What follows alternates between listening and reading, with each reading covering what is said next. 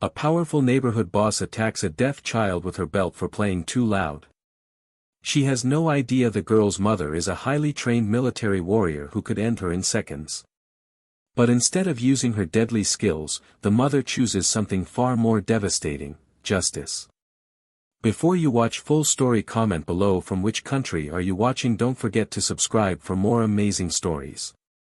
The autumn sun cast long shadows across Meadowbrook's pristine sidewalks as Sarah Mitchell guided her 8-year-old daughter Emma toward their new home. Emma's small hands moved gracefully through the air, signing excitedly about the colorful leaves scattered across the manicured lawns. "Mommy, look! Red ones!" Emma signed, her dark eyes sparkling with innocent joy. Sarah smiled, her calloused hands responding in fluid sign language. "Beautiful, sweetheart. Just like you." After 15 years serving as a Navy SEAL, Sarah had retired to give Emma and her twin brother Lucas a stable life. The quiet neighborhood seemed perfect, a place where her children could grow up safely while she worked as a security consultant from home. She had seen enough violence, enough darkness. All she wanted now was peace. But peace was about to shatter. 3 days after moving in, Emma was drawing with chalk on their driveway, colorful flowers and butterflies that reflected her gentle spirit. Sarah was inside, helping Lucas organize his room, when she heard the commotion. Not heard, felt. The vibration of heavy footsteps, the slamming of a car door. Through the window, Sarah's trained eyes immediately assessed the threat. A woman in her mid-50s, dressed in an expensive pantsuit, was marching toward Emma with a fury that made Sarah's blood run cold. The woman's face was twisted with rage, her perfectly manicured finger pointing accusingly at Emma's artwork. Sarah was out the door in seconds. "What do you think you're doing?" the woman shrieked, her voice shrill enough to carry down the entire street. "This is a violation of HOA regulations. No chalk art on driveways. It lowers property values." Emma couldn't hear the words, but she could read the anger. The little girl's hands trembled as she tried to sign an apology, tears already forming in her eyes. "Ma'am, she's just a child," Sarah began, her voice calm but firm. "I don't care if she's the Queen of England. Rules are rules." The woman stepped closer to Emma, her shadow falling over the small girl like a dark cloud. "This neighborhood has standards, and I am Margaret Henderson, president of the HOA. I will not tolerate. Step back from my daughter." Sarah's voice had changed. It wasn't loud, but it carried the weight of 1,000 battlefields.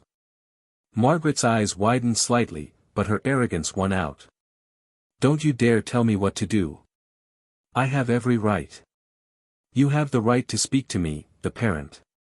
Not to intimidate my 8-year-old child."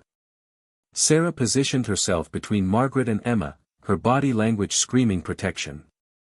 "We'll wash off the chalk. Now please leave my property." Margaret's face turned purple. "This isn't over. I'll be filing a formal complaint. And you," she jabbed her finger toward Emma, who was now clutching her mother's leg, "need to learn some respect." Sarah's jaw clenched. Every instinct screamed at her to respond with force, but she had children watching. She had promised herself a different life. "Leave. Now."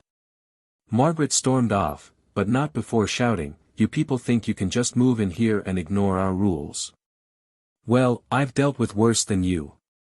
As Sarah knelt to comfort Emma, her daughter's hands moved in frantic signs. "Did I do something bad, Mommy? I'm sorry. I'm sorry." "No, baby. You did nothing wrong." Sarah pulled her close, feeling Emma's small body shake with sobs. "Some people are just mean. But Mommy's here. Always." That night, Sarah received the first letter. It was a formal HOA violation notice, $500 fine for unauthorized driveway decoration. Attached was a passive-aggressive note: "Some people need to learn their place in civilized society." Sarah filed it away. She had faced warlords and terrorists. She could handle a suburban tyrant.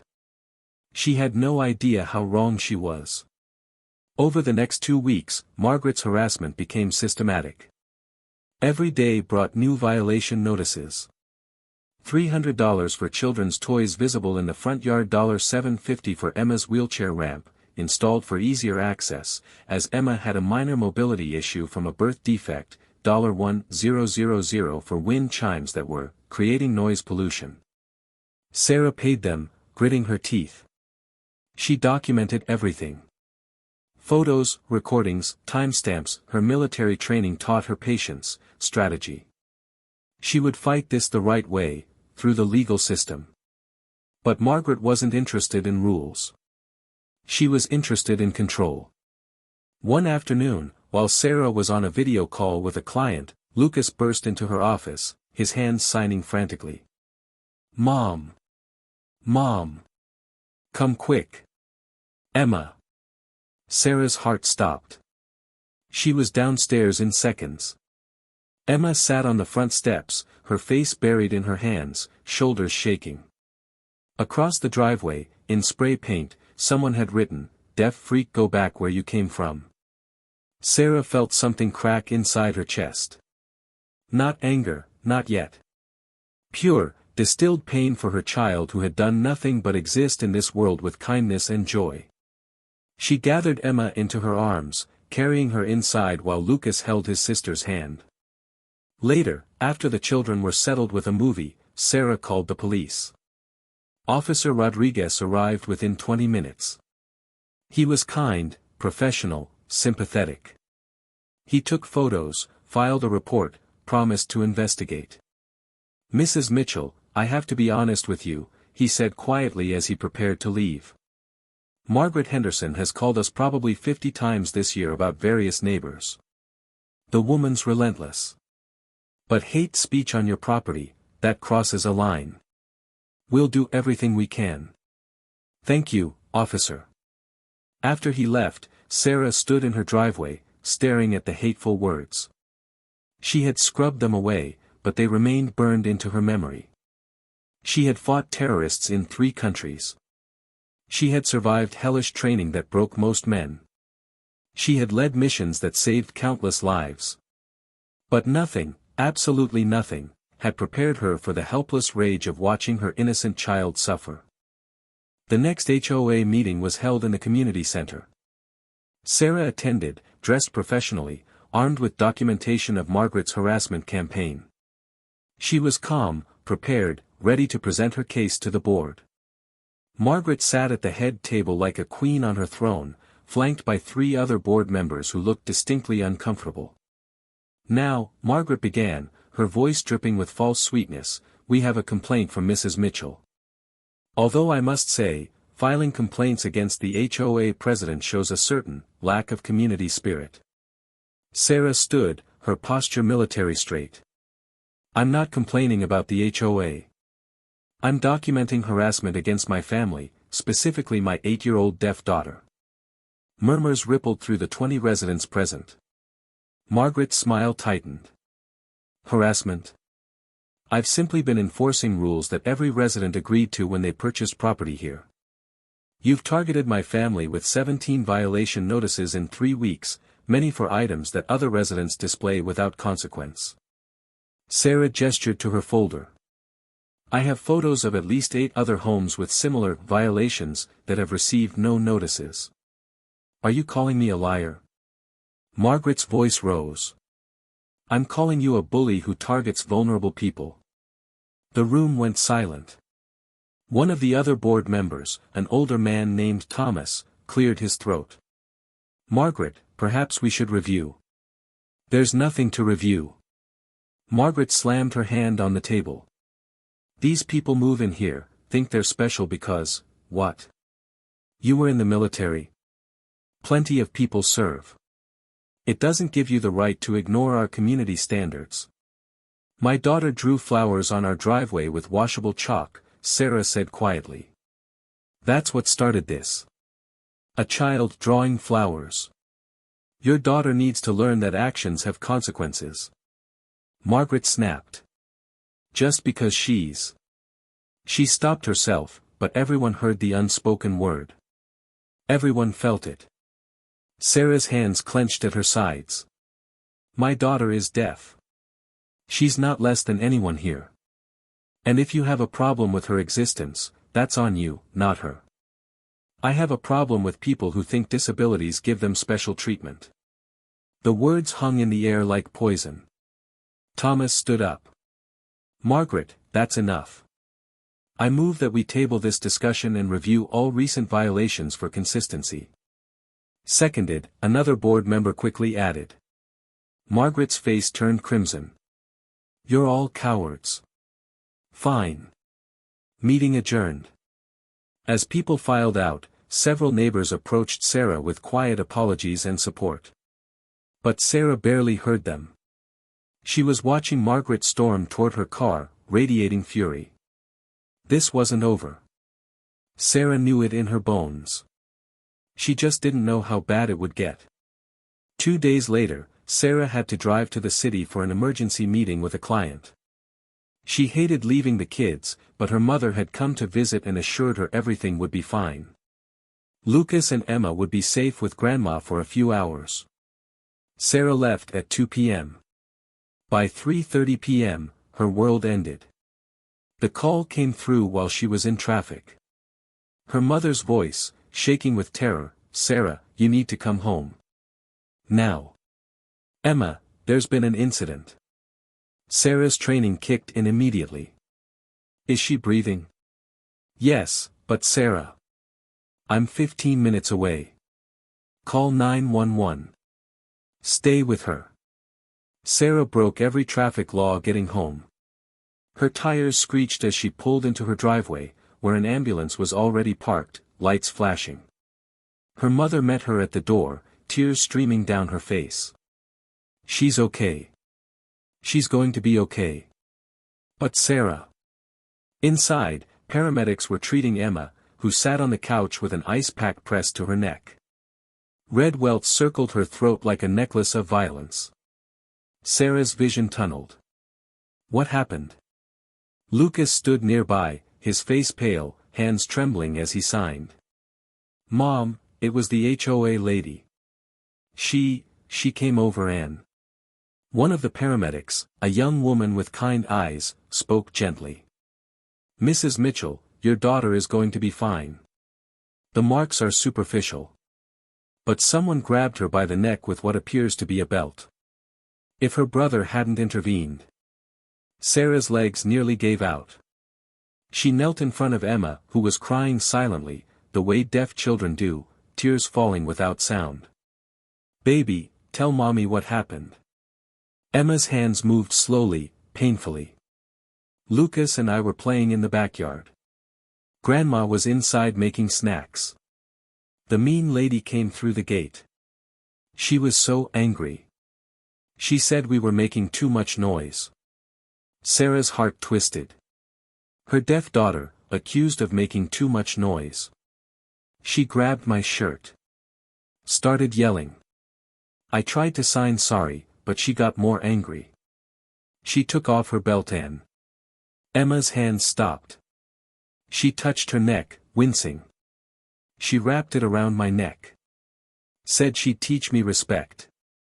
It hurt so much, Mommy. I couldn't breathe. Then Lucas hit her with the garden hose and she let go. Sarah looked at Lucas, who stood straighter despite his fear. I got her away from Emma. She called me a little brat and left. The paramedic continued, we need to take Emma to the hospital for a full evaluation. And you should definitely file a police report. This is assault on a minor. Where's my mother? Sarah asked, her voice hollow. In the kitchen. She's pretty shaken up. She didn't see it happen, was inside for maybe 3 minutes. When she came out, your son was spraying the woman with the hose. Sarah stood. Her hands were steady, her breathing controlled. But inside, something primal was awakening. Something she had kept locked away since leaving the military. Officer Rodriguez arrived 20 minutes later, along with his partner. They took statements from everyone, photographed Emma's injuries, collected the belt that Margaret had dropped in her rage. "Mrs. Henderson did this?" Rodriguez asked, his voice hard. "Yes," Sarah confirmed. "We're going to arrest her immediately. This is assault, strangulation of a minor, she's looking at serious charges." "Good." Sarah's voice was ice.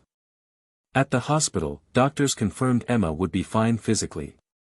The psychological damage would take longer to heal. Emma clung to Sarah, her small hands signing over and over, "Why does she hate me, Mommy? What did I do?" "Nothing, baby.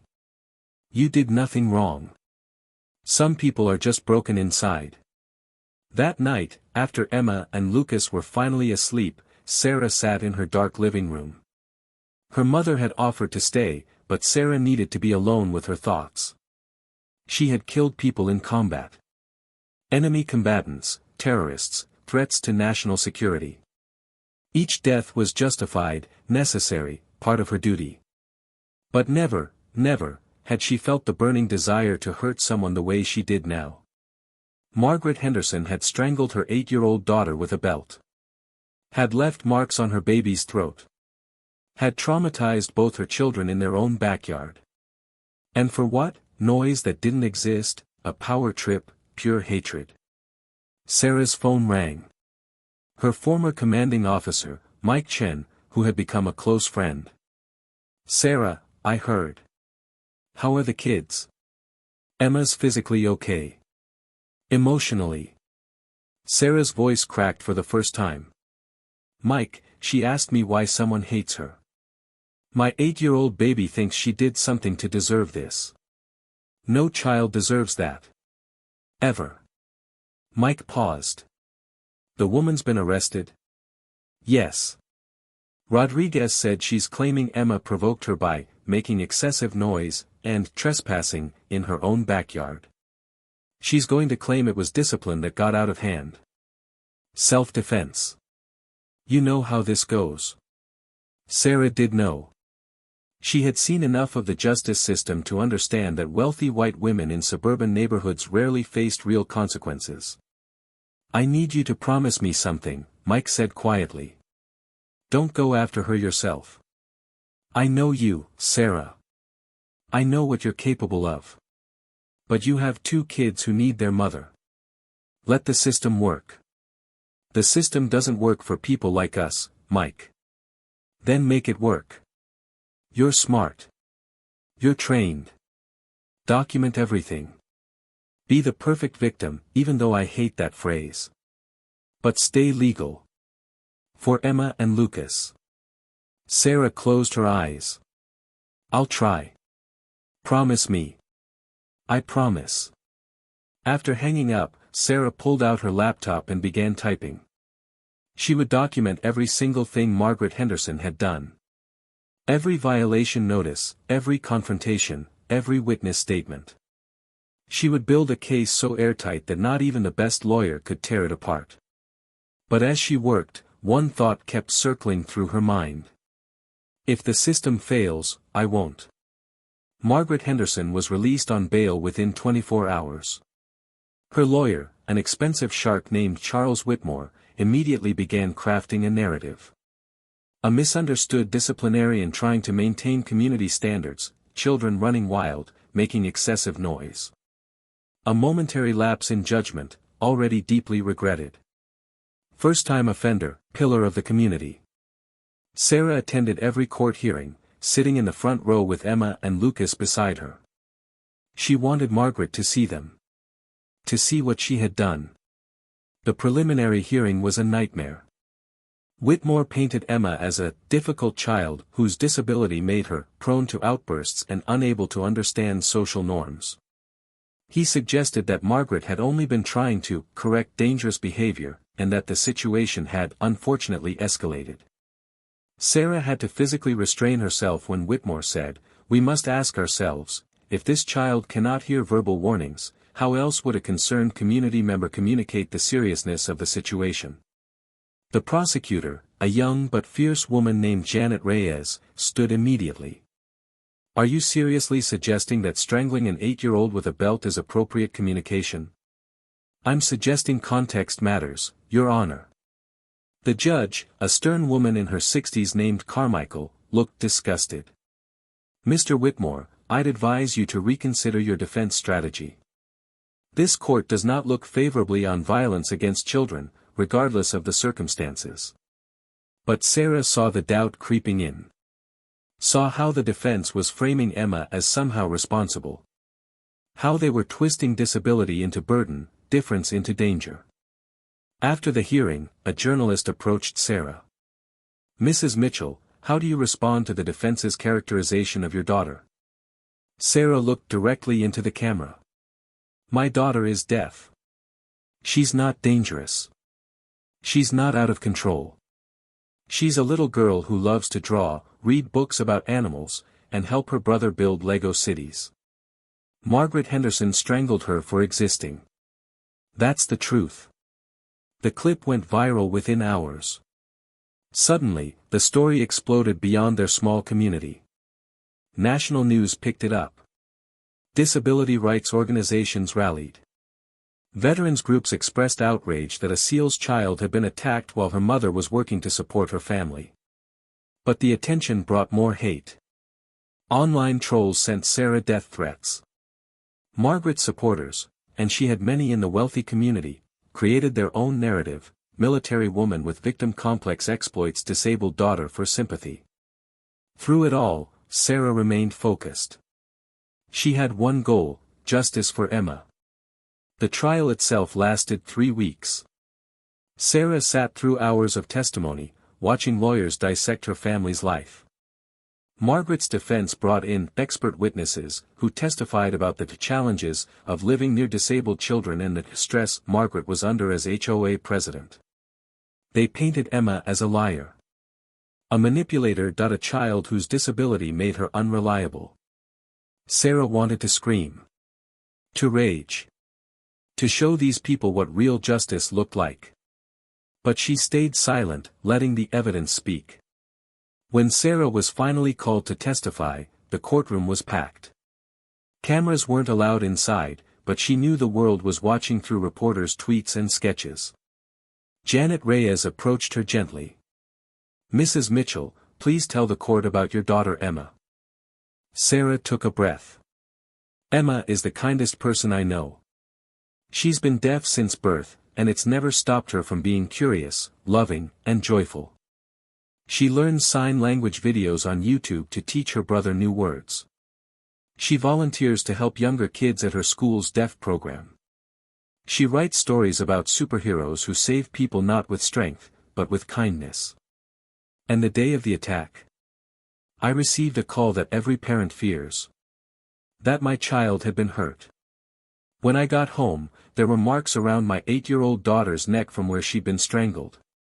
My son, who is also 8, had been forced to defend his sister from an adult who outweighed him by 100 pounds. What did Emma tell you? Sarah recounted the story, her voice steady despite the tears streaming down her face. The courtroom was silent. Whitmore stood for cross-examination, his smile predatory. Mrs. Mitchell, isn't it true that you filed multiple complaints about HOA enforcement? I've documented harassment, yes. Harassment? Or rules you simply didn't want to follow? Rules that weren't enforced equally. Margaret Henderson targeted my family specifically. Or perhaps you're using your military service and your daughter's disability to claim victim status? Janet shot to her feet. Objection, argumentative and offensive. Sustained. Mr. Whitmore, watch yourself, Judge Carmichael warned. But Whitmore pressed on. You were a Navy SEAL, correct? I was.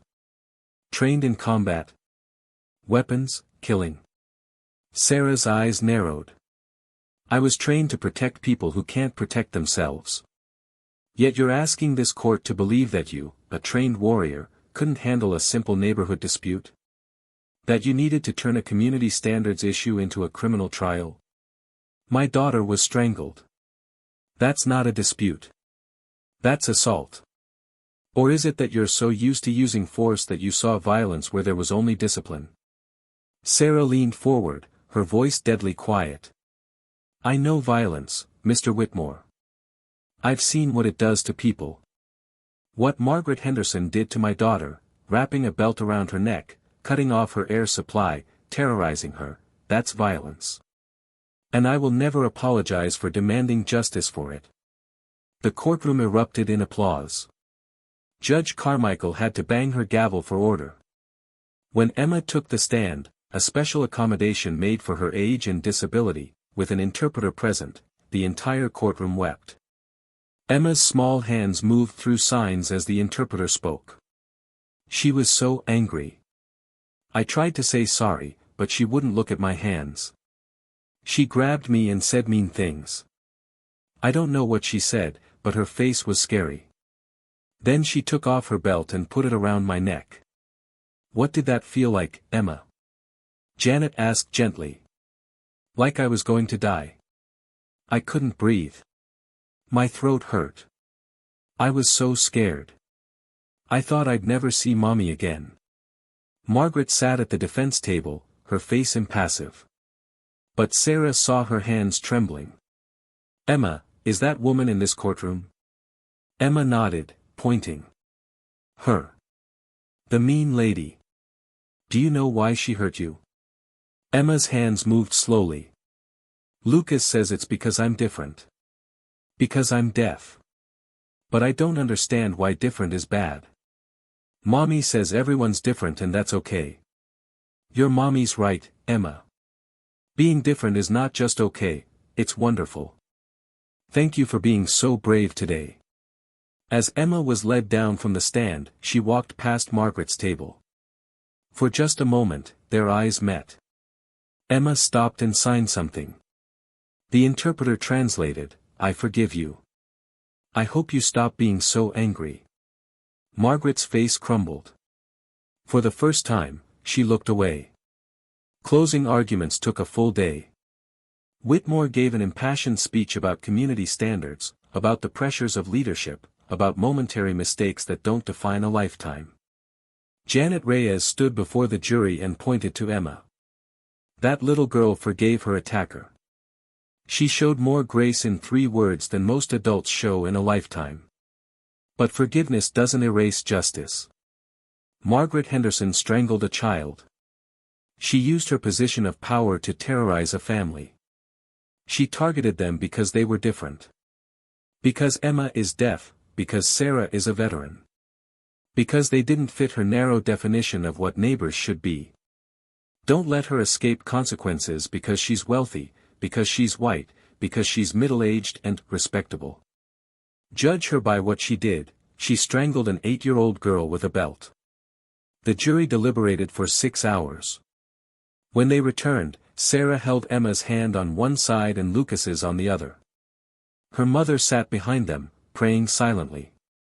On the count of assault in the 2nd degree, how do you find? Guilty. On the count of child endangerment? Guilty. On the count of hate crime enhancement? The jury foreman paused, looking at Margaret. Guilty. Margaret Henderson collapsed in her chair, sobbing. Her lawyer put his hand on her shoulder, but she shook it off.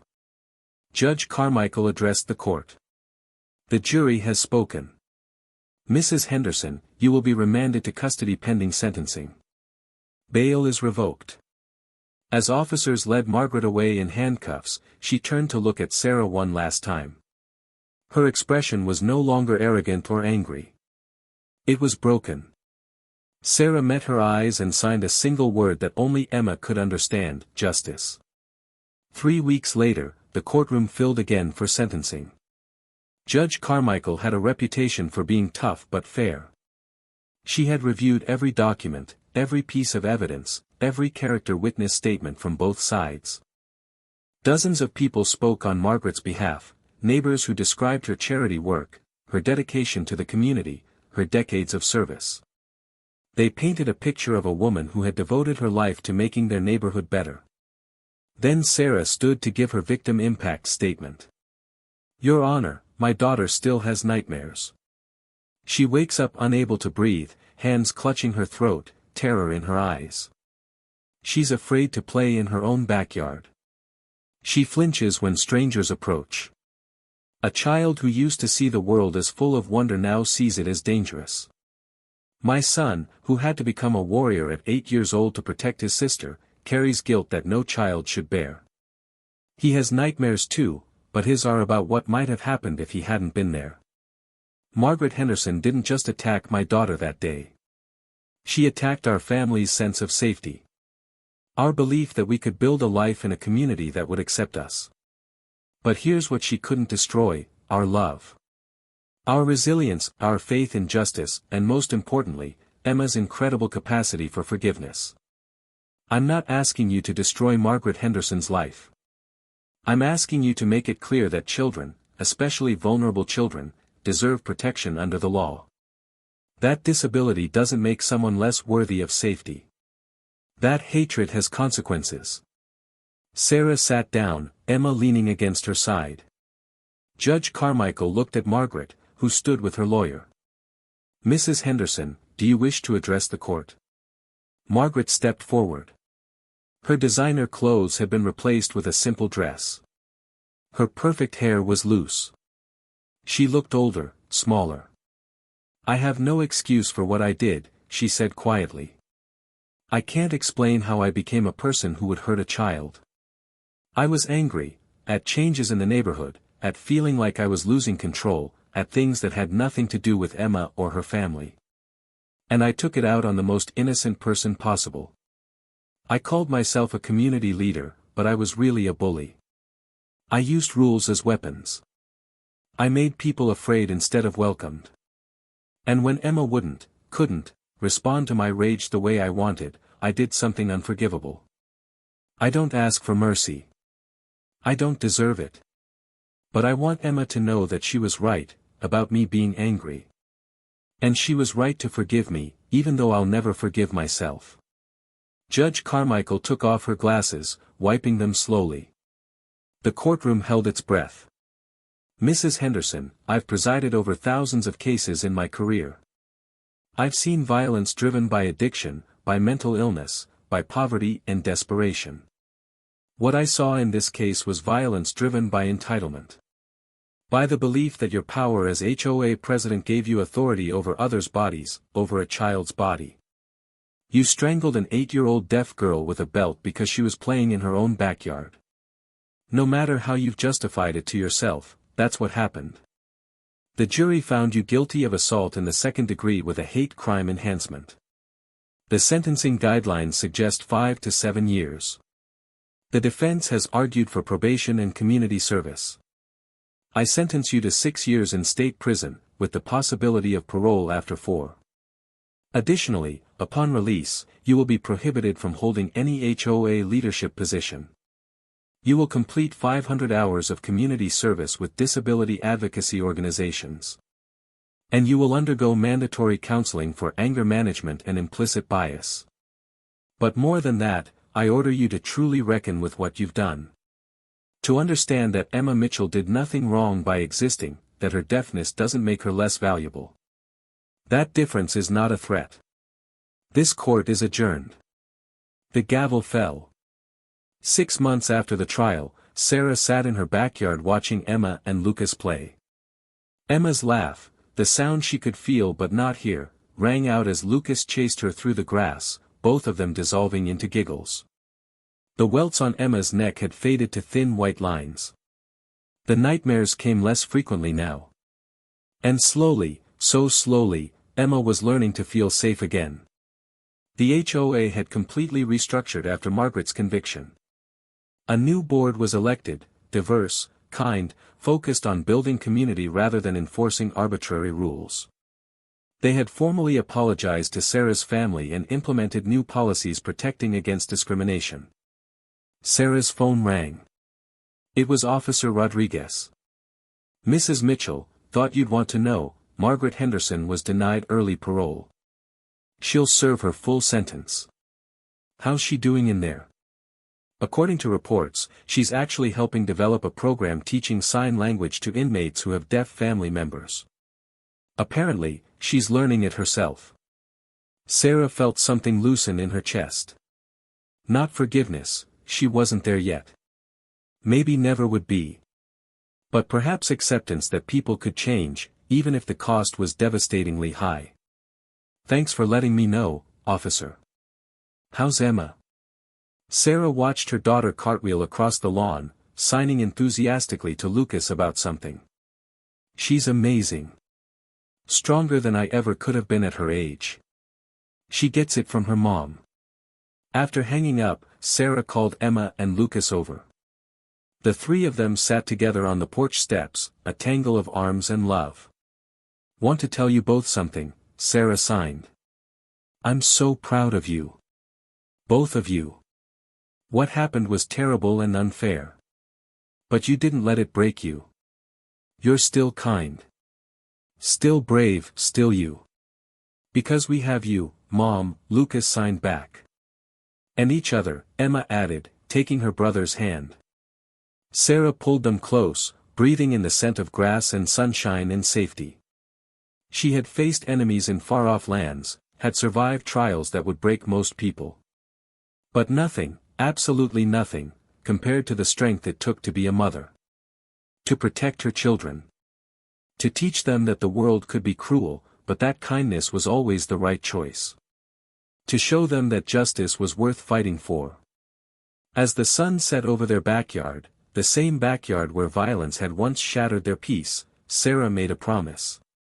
Not to the universe, not to any higher power, but to herself and her children. Never again. Never again would she let anyone make her children feel less than. Never again would she stay silent in the face of injustice. And never again would she doubt that one person, one fierce, protective, loving mother, could change the world.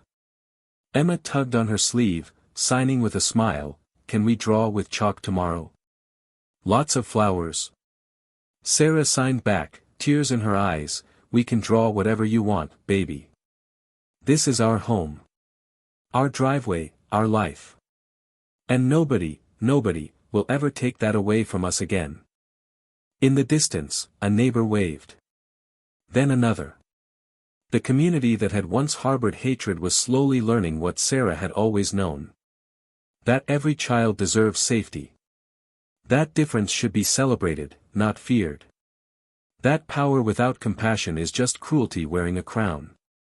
And that sometimes, justice looks like a Navy SEAL who chose to fight with law instead of force, but who never, ever forgot how to protect those she loved. Emma picked up a piece of blue chalk, her small hands already sketching the first of many flowers that would bloom across their driveway. Each one a tiny act of defiance. Each one a statement, "We are here. We are worthy. We are loved." And that, in the end, was the victory that mattered most. For every child who has ever been bullied for being different. For every parent who has fought for their child's right to exist in peace. For every person who has faced hatred and responded with grace. This story is for you.